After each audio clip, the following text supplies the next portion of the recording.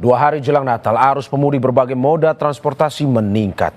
Di saat yang bersamaan pula, BMKG memprediksi hujan lebat dan angin kencang berpotensi terjadi di sejumlah wilayah Indonesia. Apa yang harus diwaspadai dalam arus mudik Natal dan Tahun Baru kali ini? Kita bahas bersama anggota Komisi 5 DPR RI fraksi PAN, Bakri. Selamat pagi Pak Bakri. Pagi, Waalaikumsalam warahmatullahi wabarakatuh, Mas Mario, Mas Gus dari Pak BMKG. Bakri. Terima kasih dan tentu juga semua juga pendukung Deputi Kompas TV Bidang yang Meteorologi selalu sehat. BMKG, Guswanto. Pak Guswanto, selamat pagi. Selamat pagi Mario, Pak Terima Bakri, kasih. selamat pagi. Pak Guswanto, Pak Bakri, terima kasih. Saya duluan ke Pak Guswanto. Pak Guswanto, cuaca buruk seperti hujan lebat dan angin kencang ini masih berpotensi terjadi. Di wilayah mana saja yang harus diwaspadai selama masa puncak Natal dan juga menuju Tahun Baru ini? Baik Mario, jadi berdasarkan dinamika atmosfer, kita lihat ada monsoon Asia, Madden-Julian Oscillation, kemudian ada gelombang Elvira atau Rossby, dan potensi munculnya sirkulasi siklonik ataupun potensi low pressure area di wilayah Indonesia. Maka sampai tanggal 23 ini sampai tanggal 29 ya, itu artinya 23 sampai 29 ini intensitas hujan agak menurun ya, relatif lebih tenang. Namun nanti di tanggal 29 sampai tanggal 10 Januari, hujan akan mengalami peningkatan ya kalau kami lihat dari sini. Nah, wilayah mana saja yang diprediksi landa cuaca ekstrim? Kami lihat di sini saat ini Sumatera itu hujan lebat ataupun angin kencang itu berada di posisi wilayah sebelah selatan ekuator. Kita lihat ada Lampung, Bengkulu, kemudian Sumatera Selatan ya, Bangka Belitung. Ya, kemudian di Jawa sendiri ada di Banten, hampir seluruh Jawa ya. Kemudian Bali, Nusa Tenggara, dan Kalimantan ini Kalimantan Barat karena di sana ada sirkulasi siklonik ya.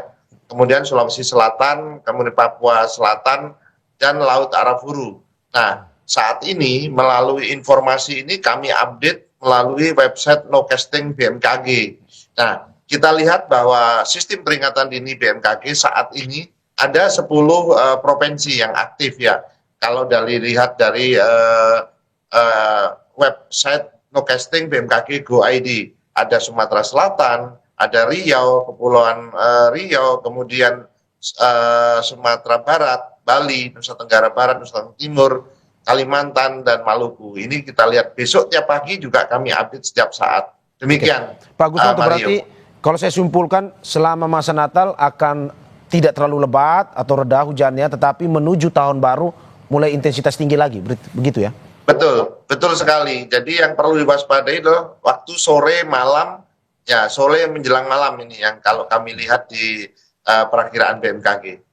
Oke, saya ke Pak Bakri. Pak Bakri, bagaimana Anda melihat potensi hujan yang tadi sudah diperingatkan oleh BMKG? Anda melihat sudah ada kesiapan yang dilakukan oleh Kemenhub, kepolisian dalam mudik Natal dan juga Tahun Baru ini? Baik, makasih Mas Mario. Jadi memang kami di DPR RI, khususnya kami di Komisi 5, itu ada beberapa agenda yang memang rutin selalu kita laksanakan tiap tahun. Salah satunya adalah persiapan menyambut Nataru ini ya, Natal dan Tahun Baru. Kita lihat memang Nataru ini bisa dirasakan dan dinikmati oleh semua banyak orang. Oleh sebab itu kami selaku DPR RI akan melaksanakan fungsi pengawasan kami ya. Nah, oleh sebab itu kemarin kira-kira minggu yang lalu kami sudah melaksanakan rapat, mengundang semua mitra-mitra kita, pertama dari Kementerian Perhubungan, Kementerian PU, sudah itu Basarnas, BMKG, dan Kakor Lantas, untuk membicarakan masalah kesiapan daripada kementerian-kementerian itu ataupun badan ini dalam rangka menjaga keamanan situasi kondisi pada saat Nataru. Nah, kami melihat hal ini cukup bagus ya. Terutama dari PU juga, Perhubungan, tentu semuanya juga dari BMKG juga semuanya siap karena ini merupakan sudah menjadi agenda rutin ya, agenda rutin yang selalu kami laksanakan. Nah, ada beberapa catatan memang yang perlu kami sampaikan sini, terutama Mas Guswanto nih dari BMKG ini Bapak ini memang harus harus selalu sering-sering memberi info update Memberikan info. cuaca. Siap. Info ya, jangan segan-segan ya minta Siap. bantu Mas Mario supaya Ya, ya. diinfokan berita-berita yang update, karena bagaimanapun juga masyarakat kita dengan kesibukannya kadang-kadang mendengar membaca berita itu tidak sering. Oleh sebab itu perlu diketahui oleh kalangan masyarakat sampai ke masyarakat ya, Ya. sehingga mereka akan menjadi pertimbangan apabila akan melaksanakan perjalanan. Dan begitu juga bahwa dengan cuaca ekstrim ini kita tahu bahwa baru-baru ini juga terjadi musibah ya, Ya. musibah banjir bandang di daerah Sumatera. Nah ini juga menjadi perhatian juga bagi daerah-daerah yang rawan hujan. Tadi Mas Gurhanto menyampaikan beberapa titik-titik provinsi yang Ya. rawan terhadap cuaca buruk. Nah oleh sebab itu Kementerian PU pun juga standby yang seperti biasanya. PU juga menyampaikan alat-alatnya di setiap daerah-daerah bagaimana kalau terjadi tanah longsor mereka bisa melaksanakan perbaikan-perbaikan. Begitu juga dengan Basarnas. Saya lihat mereka juga sudah siap dengan alat-alatnya, anggotanya untuk membantu. Nah, perhubungan terutama juga kita mengupayakan bagaimana bisa melihat bagaimana bisa berkoordinasi dengan Kakor Lantas, tidak terjadi kemacetan, tersedianya angkutan umum, ya karena kita tahu bahwa angkutan umum ini angkutan yang sangat efisien. Ya kalau semua orang menggunakan angkutan pribadi terjadi kemacetan. Nah itu menjadi kami dari Komisi 5 kalau mendengar kemarin pemaparan oleh kawan-kawan, insya Allah optimis kita mudah-mudahan Nataru ini bisa berjalan dengan baik, dengan lancar, dan bisa dinikmati. Nah, yang penting bahwa kita tetap waspada, karena cuaca ini kita tidak bisa memprediksi 100%. Ya. Terkadang-kadang berubah, terkadang-kadang tetap. Nah, oleh sebab itu, sekali lagi Mas Gus, Deputi Bidang Meteorologi ini tolong betul-betul update sekali pemberitahuannya sampai ke masyarakat, sampai kepada pengguna-pengguna jalan. Kalau perlu, bekerjasama dengan beberapa operator untuk menyampaikan kondisi cuaca di setiap daerah. Itu aja mungkin Mas Mario. Oke. Ya Pak Guswanto, masukan yang baik juga dari Pak Bakri bahwa tidak hanya di media konvensional seperti media televisi ataupun media online, tapi juga di media sosial, sehingga memang akhirnya bisa terinfo, terutama mereka yang ingin berkendara atau menuju ke daerah-daerah seperti Pak Guswanto bilang tadi, punya potensi cuaca dengan intensitas yang tinggi. Pak Guswanto? Ya, betul. Jadi kami Mario, jadi kalau kami sudah menyediakan beberapa aplikasi untuk membantu masyarakat selama pergerakan selama Natal tahun baru ya. Artinya ada digital weather for traffic, ada juga yang Inasiam untuk penerbangan, ada Inawes untuk yang di laut. Kami juga memberikan informasi untuk daerah-daerah tinggi gelombang yang berwisata ke pantai ya. Kami juga menyiapkan aplikasi yang kita sebut cuaca.bmkg.go.id, maka akan menunjukkan bagaimana kondisi cuaca yang berbasis Android. Dan jangan lupa info BMKG juga bisa diinstal sebelum melakukan perjalanan Bapak Ibu sekalian. Jadi ini berbagai moda sebagai kanal kita gunakan oleh BMKG dalam rangka untuk diseminasi informasinya agar bisa sampai kepada masyarakat dengan baik. Termasuk juga kami memiliki UPT-UPT di daerah, Mario. Jadi bisa menanyakan langsung ke UPT kami yang ada di daerah. Misalkan seperti Pelabuhan Merak ya, kami memiliki sana, dan ada yang namanya Join SOP. Jadi apabila ada cuaca ekstrim, siapa berbuat apa sudah kami lakukan koordinasi antara KSOP, kemudian Polri, Basarnas, Perhubungan, dan semuanya kita lakukan itu agar Natal dan Tahun Baru ini berlangsung dengan baik dan aman, selamat. Oke, Pak Guswanto, Anda sudah tadi menyinggung soal Pelabuhan Merak, di mana salah satu survei dari Kemenhub, Pelabuhan Merak adalah salah satu pelabuhan terpadat yang nantinya akan mengantarkan orang dari Jawa ke Sumatera. Kita lihat bahwa seperti yang disinggung oleh Pak Bakri tadi, bahwa selama beberapa minggu ini kita terjadi bencana. Dan juga tadi Anda bilang bahwa ada cuaca juga yang ekstrim di Sumatera bagian selatan. Nah, bagaimana antisipasi peringatan kepada mereka yang masih ingin tetap melakukan penyeberangan tersebut, Pak? Terutama yang di Pelabuhan Merak, dari Jawa ke Sumatera ataupun sebaliknya.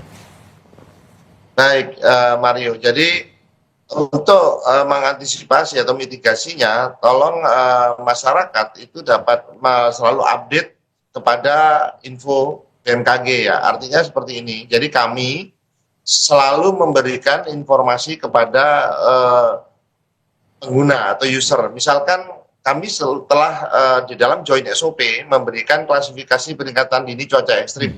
Misalkan level 1. Level 1 itu waspada, di mana kecepatan angin lebih dari 20 knot, kurang antara 10-20 knot, gelombang tinggi itu 1 sampai 1,5, kecepatan arus lebih besar dari 1,2 meter per second. Sedangkan kalau level 3 itu awas, kecepatan angin lebih dari 25 knot, gelombang lebih dari 2 meter. Kemudian kecepatan arus juga lebih dari 1,2 meter per second. Dan ini selalu kita berikan. Maka apabila masyarakat selalu mengupdate informasi ini insya Allah kita bisa mempersiapkan. Ya. Yang kedua, waspada, tetap waspada. Tadi disampaikan oleh Pak Bakri ya, bahwa tetap waspada karena saat ini sedang musim hujan ya, puncak musim hujan, di mana tinggi curah hujan itu cukup ya, kemudian ada tinggi gelombang laut juga, ada angin kencang juga. Maka hindari aktivitas di laut saat ada peringatan gelombang tinggi dikeluarkan.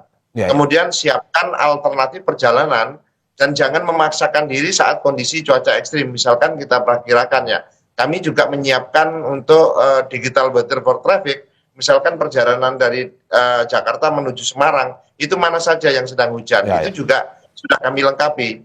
Dan yang terakhir, tetap tenang, ikuti arahan daripada petunjuk daripada stakeholder ataupun dari pemerintah, bagaimana jalur resmi. Sebelum saya ke Pak Bakri, Pak Guswanto, kalau dari BMKG sendiri, peringatannya seperti apa untuk mereka yang ingin menyeberang ke Sumatera? Apakah sampai saat ini masih boleh, ataukah urungkan dulu lah niatnya karena melihat cuacanya yang masih berubah-ubah ini? Ya, kalau saat ini untuk tanggal hari ini itu cuaca tinggi gelombang masih cukup kondusif ya, masih di bawah 1,25 ya, artinya ini masih bisa dilakukan untuk penyeberangan. Sekarang karena dampak efek daripada tinggi gelombang akibat bibit siklon tropis 93S ini tidak banyak berimbas karena jaraknya itu cukup jauh, hampir 1.000 km lebih di sebelah barat daya di Cocos Island sana. Demikian. Oke, saya ke Pak Bakri. Pak Bakri, tadi kita sudah berbicara sedikit terkait dengan wilayah Sumatera. Menurut dari Komisi 5 sendiri untuk Sumatera ini penanganan khususkah terkait dengan mereka yang ingin menyeberang ke wilayah Pulau Sumatera, entah itu Sumatera Selatan ataupun sampai ke bagian utara? Ya, baik, baik. Terima kasih Pak Mario. Jadi memang harus ada perlakuan khusus dan perlakuan tegas, ya. Kalau angkutan umum itu yang perlu menjadi catatan terkadang-kadang manifest. Nah, ini angkutan kalau dari Merak mungkin manifestnya mungkin pada oke ya. Tapi ada beberapa pelabuhan-pelabuhan di daerah itu yang kalau mau dikatakan pelabuhan-pelabuhan tikus itu manifestnya kadang-kadang nggak sesuai. Ya, ketentuan-ketentuannya, pengamanan pelampungnya, apanya semuanya tergantung permintaan. Kadang-kadang muatannya 10 dimuat 20. Kalau muat 20 lebih. Nah, ini perlu ketegasan ya. Jadi saya pikir perlu ketegasan dan juga perlu peringatan keras kepada pemilik angkutan pribadi. Jadi kadang-kadang mereka itu agak nekat-nekat juga, Mas. Ini masyarakat kita ini kan agak nekat gitu loh. Apalagi mereka melihat situasi kondisi, wah ini belum apa-apa. Nah, oleh sebab itu petugas-petugas di lapangan terutama di laut, SDP itu dan pengamanan itu harus tegas. Dan kedua juga kawan-kawan di Kakor Lantas juga harus tegas juga ya bagi kendaraan yang tidak lengkap dengan persyaratannya pengamanannya ya jangan ditilang aja karena memang kita ini negara kita ini masyarakat kita ini dia kalau tidak diperketat betul atau apa itu kadang-kadang toleransinya terlalu tinggi. Nah oleh sebab itu perlu kerjasama yang baik ya, perlu kerjasama yang baik dengan instansi yang semuanya. Karena oleh sebab itu kami juga sekali lagi kami insya Allah mudah-mudahan yang penting lagi hari ini adalah manusianya itu mau taat aturan apa tidak gitu Mas. Kalau peraturan saya pikir dari kementerian ya perhubungan termasuk juga PU dengan BMKG dan Basarnas semuanya kekelantan udah bagus semua, tinggal lagi yang melaksanakan yang menikmati jalan ini mau tertib apa tidak. Nah aturan juga sudah dibuat semuanya. Oleh sebab itu tanpa adanya kerjasama dengan para stakeholder kita termasuk juga pengguna jalan percuma. Oleh sebab itu kita berharap mudah-mudahan kejadian musibah yang kemarin menimpa ya, ada beberapa tanah longsor dan segala-galanya itu akibat daripada kelalaian kita semua. Nah, ini menjadi catatan kita di Nataru ini, mudah-mudahan tidak terjadi hal-hal yang tidak kita inginkan. Karena kita rasakan sampai hari ini masih berduka cita kita ya terhadap keluarga kita yang kena musibah. Demikian Mas Mario, insya Pak Allah. Bakri, Amin. Anda berarti mau bilang bahwa selain cuaca, masalah kedisiplinan dari para pemudik ini juga harus tetap diperhatikan atau utama terutama para aparat-aparat keamanan juga harus memperhatikan itu ya. Harus Mas. Jadi jangan terlalu banyak toleransi. Tegas bahwa kalau ini tidak bisa nyebrang, cuaca jelek, titik. Nah, ini kadang-kadang kan terlalu banyak toleransi. Dipaksa-paksa dengan berbagai macam cara, salam-salaman dan semuanya jalan. Akhirnya manifest yang berkurang. Ya, ada musibah tidak sesuai dengan jumlah muatan kendaraan. Sudah itu cuaca sudah jelek masih tetap jalan. Ya, kendaraan yang kadang-kadang tidak lengkap dengan peralatan keamanannya, seatbeltnya dan semua bannya apanya semua tidak bagus juga bisa jalan. Harus tegas, ya. Karena orang kita ini kalau nggak tegas dia kurang ya, jangan banyak toleransi. Sebab kalau sudah terlalu banyak toleransi terhadap keamanan, ya musibah yang akan datang. Ya. Jadi selain daripada cuaca, perlu juga daripada ketegasan kawan-kawan yang berada di lapangan. Demi keamanan dengan kepentingan bersama, Mas. Oke. Saya kembali ke Pak Guswanto. Pak Guswanto, selain tadi kita berbicara soal Pulau Jawa dan Pulau Sumatera, kalau melihat di luar Pulau Jawa yang menjadi tujuan, misalkan kalau di bandara itu kan terbanyak diprediksi ada Ngurah Rai, Bali dan juga sekitarnya. Terus juga ada beberapa wilayah yang masih menjadi tujuan dari para pemudik ataupun yang ingin berlibur Natal ini. Kalau menurut Anda dengan cuaca seperti ini, apakah memang dengan mereka yang berada di luar Jawa masih aman untuk melakukan liburan atau bagaimana? Baik, untuk wilayah-wilayah selain di Jawa ya, seperti misalkan Bali, Nusa Tenggara ya. Untuk Bali, Nusa Tenggara sebenarnya sama ya kondisinya itu dengan di Jawa. Mereka itu nanti pada bulan Januari, Februari itu adalah puncak musim hujannya. Sedangkan kita melihat di wilayah yang lain ya, itu ada di Kalimantan Barat itu masih ada sirkulasi siklonik. Untuk Sulawesi juga Selatan masih ada hujan ya, dari sana juga kita lihat ya itu masih tinggi. Nah, barangkali kalau kita melihat perjalanan ya, kali boleh bisa liburan tidak. Nah, kita melihat kepada informasi cuacanya, Mas Mario. Jadi seperti misalkan penerbangan. Kami sudah bekerja sama dengan Airnav, dengan perhubungan, bagaimana memberikan jalur penerbangan yang terbaik. Ya, kami selalu terkoreksi setiap pilot apabila ingin terbang selalu mengambil flight document, di mana ada cuaca bandara tujuan dan bandara alternate. Artinya safety atau tingkat keselamatan itu pasti paling utama dan itu sudah terjalin dengan baik. Demikian juga untuk yang di perhubungan laut dan kami juga sudah ada kerjasama joint SOP seperti yang tadi saya sampaikan ya. Ada di Pelabuhan Merak apabila terjadi cuaca ekstrim, mereka langsung melakukan apa dan berbuat seperti apa itu sudah ditetapkan. Namun yang perlu kita waspada adalah yang liburan untuk cuaca publik. Nah, cuaca publik ini kan Natal Tahun Baru itu tidak hanya untuk keagamaan ya, religi, tapi juga ada liburan. Nah, liburan ini maksud saya tolong tetap memperhatikan peringatan dini cuaca, tolong dibuka sebelum saya ke pantai misalkan Parangtritis, saya buka dulu tinggi gelombang berapa sih gitu loh, sehingga nanti itu kita aman. Misalkan kalau tinggi gelombang 0,5 kita aman bisa bermain di pantai. Demikian juga untuk yang berkemah ataupun camping di pegunungan berlibur, apalagi kalau memiliki lereng, itu bisa membuka informasi cuaca dulu seperti apa saat ini hingga hari ke depan. Kalau diprediksi hujan, ya kita pending dulu. Kita cari lokasi wisata yang aman dari cuaca ekstrim. Nah, hal-hal seperti itu yang kami perlu edukasi kepada masyarakat bahwa saat ini sudah waktunya merubah mindset bahwa kita harus peduli terhadap cuaca dan iklim ekstrim untuk kepentingan keselamatan kita. Ya. Oke, Pak Guswanto, Anda juga mau bilang atau tegaskan seperti yang disampaikan oleh Pak Bakri, walaupun BMKG terus memberikan info cuaca, tapi kalau masyarakat tidak memperhatikan ya sama saja, maksudnya seperti itu ya? Betul, betul Pak.